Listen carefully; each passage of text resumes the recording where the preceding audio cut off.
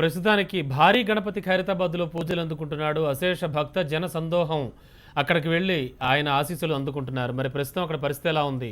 ఒకసారి ఖైరతాబాద్ వెళ్దాం. అక్కడ మా కొలీగ్ సంధ్య లైవ్లో సిద్ధంగా ఉన్నారు. సంధ్య, ప్రస్తుతం పరిస్థితి ఏమిటి, ఎలా ఉంది అక్కడ?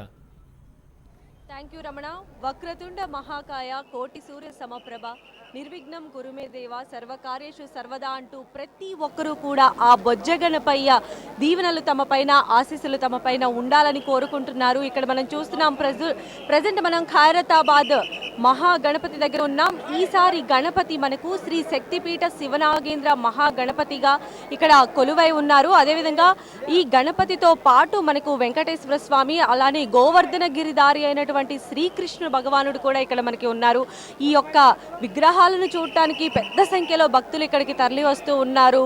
ఈ యొక్క గణేష్ ఉత్సవ కమిటీ వారు కూడా అన్ని రకాల ఏర్పాట్లు చేస్తున్నారు. ఇక్కడ సీసీ కెమెరాలు కూడా ఏర్పాటు చేయడం జరిగింది. పోలీసులు కూడా భారీ భద్రతా ఏర్పాట్లు ఇక్కడ చేయడం జరిగింది. అదేవిధంగా బాంబ్ స్క్వాడ్, డాగ్ స్క్వాడ్ కూడా ఇక్కడ ముమ్మరంగా తనిఖీలు చేస్తూ ఉన్నారు. ప్రతి ఒక్కరూ కూడా ఎలాంటి అసౌకర్యాలకు గురి కాకుండా ఆ యొక్క దేవుని యొక్క ఈ యొక్క బ్లెస్సింగ్స్ వాళ్ళకి వచ్చేలాగా, ఆ యొక్క వినాయకుని యొక్క దర్శనం కలిగేలాగా ప్రతి ఒక్కరు కూడా ఇక్కడ క్యూ లైన్లో ఉంటూ ఉన్నారు. సో ఇక్కడ తొలి పూజలు అందుకుంటున్నటువంటి బొజ్జ గణపయ్యకు ఈరోజు ఉదయం గవర్నర్ దంపతులు ఇక్కడికి వచ్చి తొలి పూజలు నిర్వహించిన తర్వాత ఇక్కడ బొజ్జ గణపయ్యకు పూజలు ప్రారంభించారు. అశేష భక్త జనాలు ఇక్కడికి వచ్చి ఆ యొక్క బొజ్జ గణపయ్య ఆశీస్సులు పొందాలని వేచి చూస్తున్నారు. ఎన్నో గంటలుగా ఇక్కడ క్యూ లైన్లలో వేచి ఉంటున్నారు. ఆ యొక్క దేవుణ్ణి ఒక్కసారి దర్శించుకోవాలి. ఎందుకంటే బొజ్జ గణపయ్య భక్త సులభుడు అనమాట. ఒక్కసారిగా జై గణేష గణపతి బప్ప మోరియా అనగానే ఆ యొక్క కోరిన కోరికలు అన్ని నెరవేరుతాయి. వారు తనపెట్టినటువంటి పని ఎలాంటి కూడా అవిఘ్నం కలగకుండా విజయంగా సిద్ధిస్తుందని చెప్పి ప్రతి ఒక్కరూ నమ్ముతూ ఉంటారు. ఈ వినాయక చవితి ఉదయం ఎవరైతే పూజలన్నీ చేసేసి స్వామివారి యొక్క ఆ వ్రత విని ఆ తర్వాత అక్షింతలు వేసుకొని ఆ తర్వాత సాయంత్రం కాలంలో ఇక్కడికి వస్తున్నారు భక్తులు పెద్ద సంఖ్యలో గణనాథుని దర్శించుకోవడానికి. మనతో పాటు ఇక్కడ ఉత్సవ కమిటీ మెంబర్ ఒక ఆయన ఉన్నారు. మరి వారిని అడిగి ఇక్కడ ఎలాంటి ఏర్పాట్లు చేశారనే విషయాలు తెలుసుకుందాం. నమస్తే అండి, చెప్పండి. సో గణేష్ ఉత్సవ కమిటీ ప్రతిసారి కూడా చాలా ప్రత్యేకత కలిగినటువంటి వినాయకుడిని రూపొందిస్తూ ఉన్నారు. అందులో భాగంగానే ఈసారి ఈ మహాగణపతిని ప్రతిష్ఠించారు. మరి దీని యొక్క ప్రత్యేకత ఏంటంటే, గత ఒక 10 సంవత్సరాల నుంచి వినాయకునితో పాటు వినాయకుని ఇరువైపులా కొన్ని విగ్రహాలను ప్రతిష్ఠించడం జరుగుతుందండి.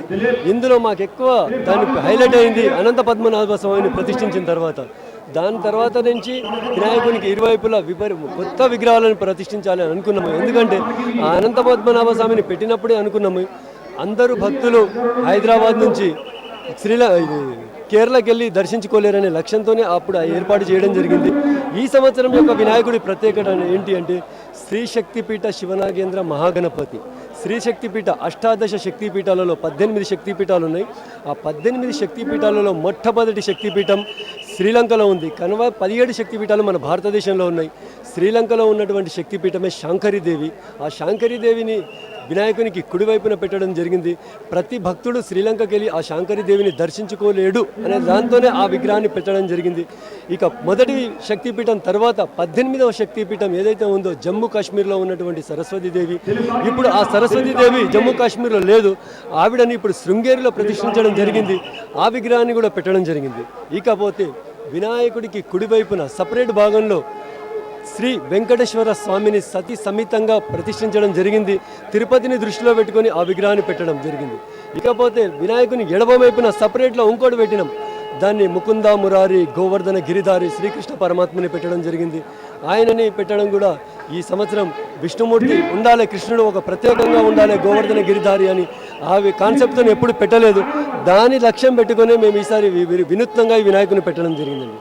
అదేవిధంగా భక్తులు కూడా చాలా పెద్ద సంఖ్యలో ఇక్కడికి తరలి వస్తున్నారండి. చాలా మంది కూడా క్యూ లైన్లలో వేచి ఉన్నారు. అలాంటి వారి కోసం మీరు ఎలాంటి ఏర్పాట్లు చేశారు? ఇక్కడికి వచ్చేటువంటి భక్తులు తొందరగా దర్శనం చేసుకోవాలి. వాళ్ళకి ఎలాంటి అసౌకర్యం కలగకూడదని ఈరోజు ఫస్ట్ రోజు కాబట్టి వినాయకుడి ముందల నుంచి పెద్ద బ్యారికేడ్లు వేసి అందుకెళ్ళి పంపిస్తున్నాం మేడం. సాటర్డే సండే ఏదైనా జనరల్ హాలిడేస్ వచ్చినప్పుడు ఇంకా క్లౌడ్ ఇంకా ఉంటుంది. దాదాపు 6 లక్షల నుంచి 8 లక్షల వరకు కూడా రావచ్చు. ఆ రోజు మాత్రం వినాయకుడి ముందలితో పాటు ఇప్పుడు మనం ఎక్కడైతే నిలబడి ఉన్నామో అక్కడ పెద్ద క్యూ లైన్ ఉంటుంది. ఈ మొత్తం క్యూ లైన్కి వెళ్ళి పంపించేస్తాము. ఎలాంటి సౌకర్యం కలగకుండా తొందరగా దర్శనం వేసుకొని ఈ ప్రాంతం నుంచి వారు వెళ్ళిపోవాలి అనే దృష్టితోనే భక్తులకు తొందరగా దర్శనం అయ్యే ఏర్పాట్లు చేసినాము. ఓకే, చాలా థ్యాంక్స్ అండి. ఇక్కడ మనం చూసినట్లయితే భక్తులు ప్రతి ఒక్కరికి కూడా ఆ దేవదేవుని యొక్క ఇది ప్రవేశము అంటే ఆ దేవదేవుని యొక్క దర్శనం జరగాలని చెప్పి ఆ ఉత్సవ కమిటీ వారు ప్రత్యేకమైనటువంటి ఏర్పాట్లు కూడా చేయడం జరిగింది. ఇక్కడ ప్రతి సంవత్సరం లాగానే ఈ మహాగణపతికి మహాప్రసాదంగా వచ్చేటువంటి తాపేశ్వరం లడ్డు కూడా 5 టిన్నుల లడ్డూని ఇక్కడ ప్రతిష్ఠించడం జరిగింది. అదేవిధంగా మార్నింగ్ గవర్నర్ దంపతులు వచ్చి తొలి పూజ చేశారు. ఇందాక కొద్దిసేపటి క్రితమే మన తెలంగాణ ఆర్థిక మంత్రి ఈటెల రాజేందర్ కూడా వచ్చి స్వామివారికి పట్టు వస్త్రాలను సమర్పించడం జరిగింది. ఇప్పుడు మనం చూస్తున్నాము ఇక్కడ అన్ని ఏర్పాట్లు చేయడం జరిగింది. ఫస్ట్ టైం ఇక్కడ స్క్రీన్స్ కూడా ఏర్పాటు చేయడం జరిగింది. ప్రతి ఒక్కరు కూడా అంటే దూరాన ఉన్నటువంటి భక్తులకు కూడా మహాకాయుడైనటువంటి వినాయకుని యొక్క అక్కడ జరుగుతున్నటువంటి ఆ స్టేజ్ మీద జరుగుతున్నటువంటి కార్యక్రమాలకు సంబంధించి కూడా ఇక్కడ పెద్ద పెద్ద స్క్రీన్లు ఏర్పాటు చేసి ప్రతి ఒక్క భక్తులకి కూడా ఈ యొక్క దర్శనాన్ని కల్పించే విధంగా ఏర్పాట్లు చేస్తున్నారు. క్యూ లైన్లో అయితే భక్తులు పెద్ద సంఖ్యలో ఇక్కడికి తరలి వస్తున్నారు. ఆ మహాగణపతి రూపాన్ని తాము కెమెరాలలో బంధించేస్తున్నారు. ప్రతి ఒక్కరు కూడా ఆ గణపతితో సెల్ఫీ తీసుకోవడానికి ఎంతో ఉత్సాహపడుతున్నారు. ఇప్పుడు మనతో పాటు కొంతమంది భక్తులు ఉన్నారు, వారిని అడిగి తెలుసుకుందాము. నమస్తే అమ్మా. హలో అండి. సో వినాయకుడు ఇంత పెద్ద భారీ వినాయకుడిని చూడడం ఎలా అనిపిస్తుంది? చాలా ఆనందంగా ఉందండి. మన హైదరాబాద్లో ఇంత పెద్ద గణేష్ ఉండడం నిజంగా మన అదృష్టం అనిపిస్తోంది. మేము గచ్చిబౌలిలో ఉంటాము, ప్రతి సంవత్సరం వచ్చి దర్శనం చేసుకుంటూ ఉంటాము. నిజంగా చాలా ఆనందంగా ఉందండి. ఎన్ని సంవత్సరాల నుంచి వస్తున్నారండి మీరు? మేము హైదరాబాద్ వచ్చి 4 ఇయర్స్ అయిందండి. 4 ఇయర్స్ నుంచి వస్తున్నాము. బెంగళూరు నుంచి వచ్చాము, మేము ఇక్కడే వర్క్ చేస్తున్నాము. చాలా హ్యాపీగా ఉందండి దర్శనం చేసుకోవడం. 4 సంవత్సరాల నుంచి కూడా ఇక్కడికి వచ్చి ఈ భారీ గణపతిని చూడటం జరుగుతుంది. మరి ఈసారి ఏంటంటే 58 అడుగుల ఎత్తులో ఉన్నటువంటి వినాయకుడు అంటే ఎప్పుడు మనకి 60 అడుగులు అవును, తగ్గించారు ఈసారి. నిజంగా ఇలాగా ఎకో ఫ్రెండ్లీ లాగా ఇలా తగ్గించడం నిజంగా చాలా బాగుందండి. ఇది యూత్కి ఎంతో ఇన్స్పిరేషన్ లాగా ఉంది. ఇంకా ఇలా తగ్గిస్తూ ఉంటే చాలా బాగుంటుంది అనిపిస్తోంది. మన హుస్సేన్ సాగర్ ఎంతో పవిత్రంగా అవుతుందేమో అనిపిస్తోంది ఇలా ఉంటే కనుక. ఖచ్చితంగా అండి, ప్రతి ఒక్కరూ కూడా ఆ అవేర్నెస్తో ముందుకు వెళుతున్నారండి. కలర్ఫుల్ గణపతులు కాకుండా మట్టి గణపతిని, ఎకో ఫ్రెండ్లీ గణపతిని ఇంట్లో ప్రతిష్ఠించి ఆ స్వామివారికి ఎంతో ఇష్టమైనటువంటి 21 ప్రతితో ఆ స్వామివారిని పూజించి అవి కూడా ఎంతో ఔషధ గుణాలు కలిగినటువంటివండి. వాటిని మనం నిమజ్జనం రోజు కనుక చెరువుల్లో కనుక ఇచ్చేసినట్లయితే ఆ చెరువుల్లో ఉండే నీరు కూడా ఎంతో ఔషధంగా మారి మనము తాగిన తర్వాత మనకు వచ్చేటువంటి వ్యాధులను అన్ని ప్రాలదోర విధంగా ఉంటాయి. కాబట్టి మనకి పురాణాల పరంగా, ధర్మాల పరంగా ఈ రకంగా ఈ వినాయక చవితి అనేది ఒక ప్రకృతితో మమేకమై చేస్తున్నటువంటి పండగగా మనం చూడవచ్చు. ఇక్కడ మనతో పాటు కొంతమంది యూత్ కూడా ఉన్నారు. ఈ యొక్క గణపతిని దర్శించుకోవడానికి చిన్న పెద్ద ముసలి ముత్తాన్ తేడా లేదండి. ప్రతి ఒక్కరు కూడా ఇక్కడికి వచ్చి ఆ గణనాథుని దర్శించి ఎంతో ఎంజాయ్ చేస్తున్నారు. మరి వాళ్ళు ఉన్నారు, వాళ్ళని కూడా అడిగి తెలుసుకుందాం. హలో అండి. హాయ్ అండి. సో ఎన్ని సంవత్సరాల నుంచి ఇక్కడికి వస్తున్నారు? మేము 2 ఇయర్స్ నుంచి, last year second time. Okay, ఇక్కడే ఉంటారా? హైదరాబాద్. హైదరాబాద్. ఓకే, ఎలా ఉందండి ఇంత పెద్ద గణపతిని చూడటం? చాలా బాగుందండి నిజంగా. కానీ కొంచెం మీ రష్ ఎక్కువైంది అంతేగాని లేకపోతే ఇంకా బాగుంటుంది. రష్ ఎక్కువగా ఉంది. సో ఎలా ఏర్పాట్లు ఇక్కడ ఎలా ఉన్నాయండి? చాలా బాగున్నాయి ఏర్పాటు అండి, బాగున్నాయి. దగ్గరలో ఎమ్మెల్యే కూడా చాలా బాగా పెట్టాడు, ఇబ్బంది ఏం లేదు. అంటే మీరు ఫ్యామిలీతో వచ్చారా లేకపోతే ఫ్రెండ్స్తో? Friends with family. సో ఫ్రెండ్స్తో ఎలా ఉంది ఎంజాయ్ చేయడం? ఎందుకంటే గణేష్ పండుగ అంటేనే ప్రతి ఒక్కళ్ళు ఎంతో హుషారుగా సందడిగా చేస్తూ ఉంటారు కదా. అవునండి. మా ఏరియాలో కూడా మేము పెద్ద గణేష్ని పెట్టామండి. మేము రెగ్యులర్గా వస్తున్నాం ఇక్కడ నుంచి 2009 నుంచి రెగ్యులర్గా వస్తున్నాం. అంతకుముందు ఎప్పుడో చిన్నప్పుడు వచ్చినాం, మళ్ళీ ఇప్పుడు రాలేదు. ఇప్పుడు క్రౌడ్ ఎక్కువ ఉందని మా అమ్మాయి వాళ్ళ పోదాం అంటే తీసుకుని వచ్చేసిన నేను. మరి పండుగ రోజు ఆ బొజ్జ గణపయ్యని దర్శించుకోవాలి అన్న ఆతృతలో మీరు వచ్చారు. సో ఇక్కడ ఎలా ఉందండి? ఎంతసేపు నుంచి మీరు క్యూ లైన్లో వెయిట్ చేస్తున్నారు? అరగంట అయింది.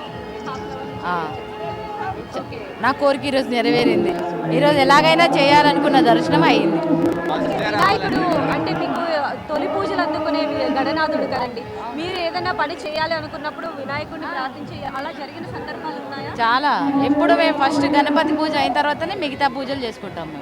మరి ఖైరతాబాద్ గణపతిని దర్శించడం ఎలా అనిపిస్తుంది? చాలా సంతోషంగా ఉంది. చాలా సంతోషంగా. ఓకే, ప్రతి ఒక్కళ్ళు కూడా ఎంతో హుషారుగా సందడిగా, అంటే ఇది చిన్న పిల్లల దగ్గర నుంచి పెద్దవాళ్ళ వరకు కూడా ఎంతో ఆనందంగా గడిపేటువంటి పండుగగా మనం వినాయక చవితిని చూస్తాము. ఇక్కడ అన్ని ఏర్పాట్లు కూడా చేశారండి. దర్శనానికి దాదాపు గంటల తరబడి వేచి చూడాల్సిన పరిస్థితి. సాయంత్రం నుంచి కూడా రద్దీ ఇంకా పెరిగింది. ఇక మరి కాసేపట్లోనే స్వామివారికి మహాహారతి ఇవ్వటం తర్వాత పూజలన్నీ కూడా ఆపివేయడం జరుగుతుంది. ఈలోపు భక్తులందరూ కూడా ఆ స్వామివారిని దర్శించాలని చెప్పి ప్రతి ఒక్కరు కూడా ఇక్కడ అన్ని రకాల ఏర్పాట్లు చేస్తున్నారు. దర్శనానికి ఎంత త్వరగా వీలైతే అంత త్వరగా కల్పించాలని కూడా కోరుతున్నారు. ఇది ప్రస్తుతం ఉన్న తాజా పరిస్థితి. Over to studio. Okay, thank you Sandhya.